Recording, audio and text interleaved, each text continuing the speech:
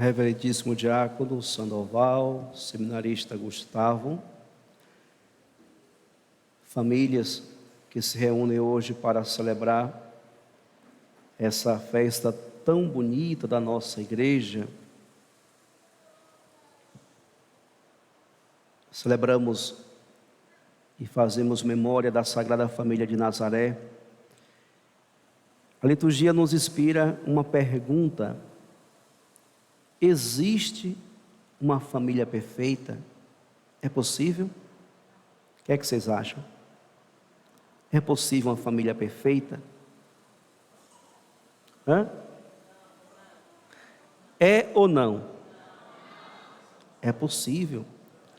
A palavra de Deus que nós ouvimos hoje nos dá essa grande certeza. É possível uma família perfeita. A família de Nazaré é esse modelo de família perfeita. Então é possível. Aí podemos incorrer no... mas porque Maria é santa, José é santo e Jesus é o Filho de Deus. Por isso é a família perfeita. Não só por isso. É possível uma família perfeita quando nós escutamos a carta de São Paulo aos Colossenses, quando ele nos diz da seguinte maneira. Deixa eu só encontrar aqui. Esse texto, caríssimos irmãos e irmãs, deve ser sempre lido dentro de casa, pelos cônjuges, pela família.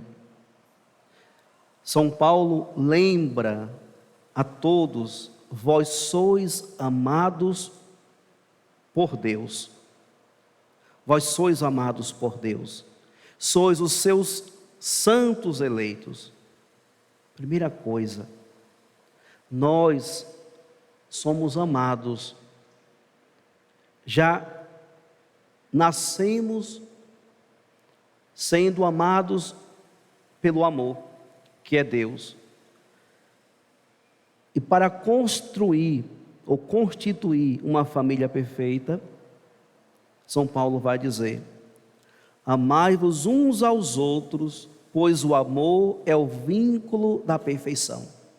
Então, para que uma família se torne perfeita, é preciso que haja o amor na medida certa.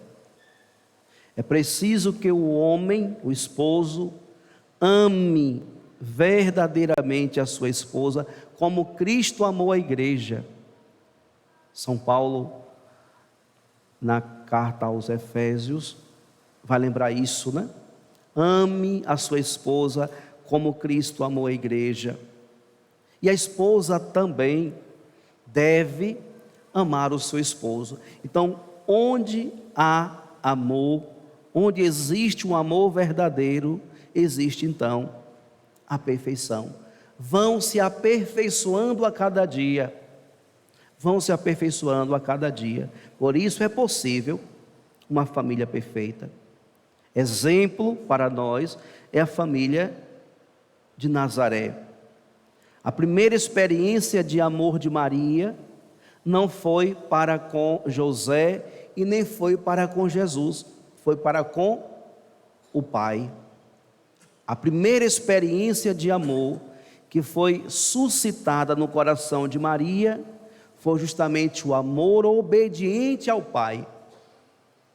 Santa Senhora Santana, né, a ensinou a ser obediente ao Pai, amar e ser obediente ao Pai. Então, a primeira experiência de amor de uma esposa não deve ser para com o seu esposo, nem para com o seu filho. A primeira experiência de amor de uma esposa deve ser para com Deus. Do mesmo modo aconteceu com José. Antes de José se encantar com Maria, antes de José se apaixonar pela donzela, como a gente canta na música, nos casamentos, ele era um homem apaixonado por Deus, era um homem temente a Deus. Ele era tão temente a Deus que o evangelista Lucas vai dizer que ele era um homem justo. A palavra justiça na Bíblia está muito relacionada com Deus, porque a justiça na Bíblia, ela se confunde com a presença de Deus, porque só Deus é justo. Só Deus é justo. Mas em meio a todos os homens da terra, Deus escolheu um para que fosse o pai adotivo de Jesus, e esse era justamente um homem justo, que vivia a justiça. Da onde vem, caríssimos irmãos e irmãs, a justiça de José? Da sua escuta atenta a Deus. Gosto muito de pregar sobre São José. Um dia eu vou escrever mais um pouco sobre ele, porque São José não usa de palavras, mas a sua vida, os pequenos versículos que fala de José na Bíblia, fala de uma profunda relação com Deus. É um homem da escuta e da confiança. Ele escuta e confia em tudo que Deus fala, e Deus revela a ele por meio de sonhos. Era uma maneira muito simples de Deus falar ao seu povo, lá nas Sagradas Escrituras, e uma delas era justamente por meio dos sonhos. Então vejam, para que uma família se torne perfeita, é preciso que o homem e a mulher sejam duas pessoas que amem verdadeiramente a Deus. A primeira experiência de amor que nós devemos ter é para com Deus. Daí a gente lembra do Papa Francisco, quando escreveu Amoris Laetitia, e ele dizia, já lá no finalzinho do documento, quando ele fala sobre a espiritualidade familiar, que existe um lugar dentro do coração do homem que não é ocupado pela esposa, e existe um lugar no coração da mulher que não é ocupado pelo esposo, e nem o homem nem a mulher deve exigir ocupar esse lugar, porque esse lugar é reservado a Deus. Esse lugar é reservado a Deus. É um lugar, é um sacrário, aqui uma expressão minha, é o sacrário onde Deus habita. Então, a mulher não deve ousar querer ocupar um lugar que é reservado a Deus, nem muito menos o homem queira ousar ocupar um lugar que é somente reservado a Deus no coração da mulher. Então, se os dois crescem sabendo dessa certeza, como São Paulo afirma, vós sois amados por Deus, seus santos eleitos. Então, se nós crescemos sabendo que somos amados por Deus e desenvolvemos um amor para com Deus, quando Ele nos vocaciona para a vida matrimonial e entrelaçam duas pessoas, essas duas pessoas vividas, amadurecidas no amor, o que é que vai acontecer? Vão se aperfeiçoar cada vez mais. Por isso, muitos casamentos chegam a 50, 60, 70 anos. Foram duas pessoas que viveram e continuam a viver a verdadeira experiência do amor. Então, o amor do casal deve ser primeiro o amor a Deus. E depois, então, caríssimos irmãos e irmãs, na sua generosidade, na sua bondade de Pai, Deus suscita a vocação à vida matrimonial no coração de ambos, e os dois se entrelaçam, e entrelaçados caminham juntos. E esse é o desafio dos dois entenderem que a partir desse enlace matrimonial devem caminhar juntos.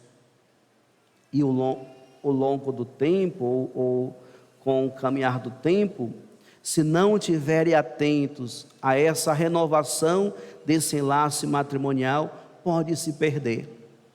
O noivo, o esposo, pode querer caminhar sozinho, a esposa pode querer caminhar sozinha, e isso vai desfigurando o projeto sagrado de Deus, porque a família é projeto de Deus. Por isso, Sagrada Família de Nazaré. Mas antes mesmo do mundo receber a Sagrada Família de Nazaré, lá na origem, Deus já havia instituído a família como uma instituição divina, sagrada. Ele abençoou a vida matrimonial. Por isso, por mais que a sociedade hoje ataca a família, quer destruir o projeto de Deus, nunca vai conseguir, porque é de Deus. O que é de Deus, caríssimos irmãos e irmãs, não se destrói. Sofre pedradas, né? Sofre muito, mas não será destruído. E por fim, caríssimos irmãos e irmãs, do amor entre os cônjuges vem o fruto, que é justamente o filho. O filho é fruto do amor entre os cônjuges.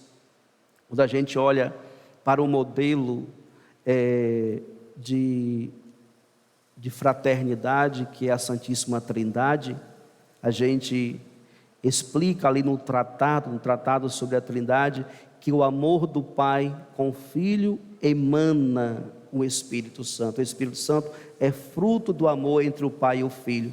Assim também os filhos dentro de um casal, é fruto do amor, de uma entrega, de uma doação. E o filho tem um lugar especial. O lugar do filho não é ser dengado, paparicado, mas ele deve ser amado, ele deve ser educado, ele deve ser colocado nos seus limites. Porque hoje muitas crianças, jovens, adolescentes, já adultos têm um comportamento tão infantil, porque os pais não estão sabendo mais educar os seus filhos, não os orientam, não instruem para a vida, E a palavra de Deus hoje dá tantos conselhos. A primeira leitura aconselha os filhos, né? Deus honra o pai nos filhos e confirma sobre eles a autoridade da mãe. Quem honra o seu pai alcança o perdão dos pecados, evita cometê-los e será ouvido na oração cotidiana. A oração escutada por Deus está entrelaçada com a obediência dos filhos ao pai. Então, o filho que honra o seu pai, o filho que ama a sua mãe, o filho que evita pecar contra a instituição divina, que é a família, ele é ouvido, escutado na sua oração, será ouvido na oração cotidiana. Quem respeita a sua mãe e é como alguém que ajunta tesouros. Quantas mães são desrespeitadas hoje em dia, né? Quantas mães são feridas, quantas mães são machucadas, quantas mães são incompreendidas, e a palavra de Deus nos diz: quem respeita a sua mãe é como alguém que ajunta tesouros. Quem honra o seu pai terá alegria com os seus próprios filhos. São conselhos para viver bem na família. Agora, já no finalzinho desse texto, chama-nos a atenção, mesmo que ele esteja perdendo a lucidez, procure ser compreensivo para com ele. Esse é um grande desafio, cuidar dos nossos pais idosos, cuidar daqueles que estão perdendo a lucidez, não só a lucidez, mas estão perdendo também os movimentos, né? Perdendo os movimentos, não consegue se controlar, segurar a urina antes de chegar no banheiro. Quantas situações nós vivenciamos dentro de casa, aqueles que têm idosos. A palavra de Deus aconselha: meu filho, ampara o teu pai na velhice e não lhe causes desgosto enquanto ele vive. Esse é o nosso grande desafio. Não sei se vocês têm idosos dentro de casa, eu tenho um, né? Monsenhor. Eu faço de tudo para não causar desgosto ao Monsenhor. E graças a Deus a gente tem conseguido. Primeiro, nós não temos muitos diálogos. O Monsenhor é: oi, bom dia. Eu, bom dia. A gente conversa algumas coisas, mas ele fica muito mais no silêncio, na televisão, no texto e mais dormindo. Mas a gente procura proporcionar, na medida do possível, um ambiente que favoreça um ambiente de paz e de tranquilidade para ele. E a gente vai vivendo, graças a Deus, tem dado certo. Mas e lá na sua casa? Como você tem cuidado do seu idoso? Do seu pai idoso, da sua mãe idosa? Ou do seu esposo idoso, da sua esposa idosa? Porque a idade chega para todo mundo, né? Não tem jeito, chega para todo mundo. Então, mesmo que ele esteja perdendo a lucidez, procure ser compreensivo para com ele. Não o humilhes em nenhum dia da sua vida. Isso é muito forte, minha gente. A caridade feita ao teu pai não será esquecida, mas servirá para reparar os teus pecados, e na justiça será para a tua edificação. Então a palavra de Deus hoje traz muitos conselhos. Não vou demorar muito, porque senão passava a noite toda falando desses textos bíblicos aqui. Mas a gente conclui justamente falando isso. Busquemos cuidar da nossa família. Busquemos alcançar a perfeição que a família de Nazaré nos inspira hoje. E para alcançarmos a perfeição da família, precisamos renovar todos os dias o nosso amor. O amor entre os cônjuges e o amor para com os filhos.